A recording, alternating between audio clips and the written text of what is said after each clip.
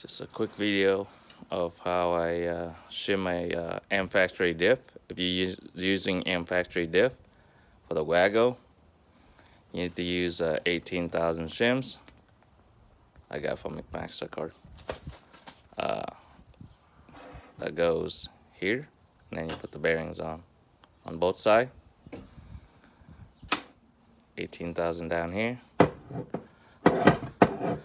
So you're gonna pull that bearing off, and then put the shim in between there, and then put the bearings back on.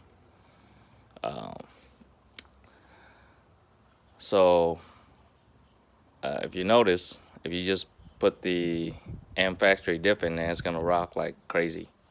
Yeah, you don't want that. You want it to sit tight. So that's what I did. I did it to the red hatch and the blue hatch. I just installed the diff just now, and she's ready to go. Waiting on the dock box to come, and then I'll install the transmission, and then we'll go to the track.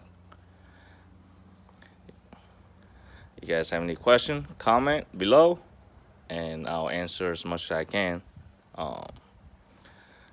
One thing I take this bearing off, I use,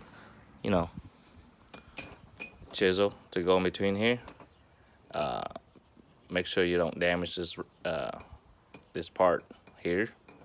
Just go in between here and break them loose. And some Harbor Freight gear puller, 3-jaw, hook underneath it. Make sure you don't hook on here. Make sure you have, I probably used your friend or whatever.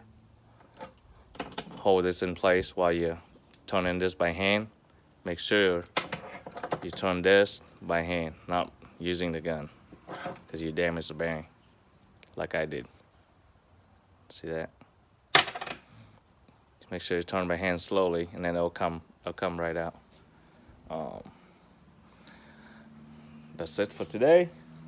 You have any question, comment, I'll answer them as soon as I can, and we'll see you later.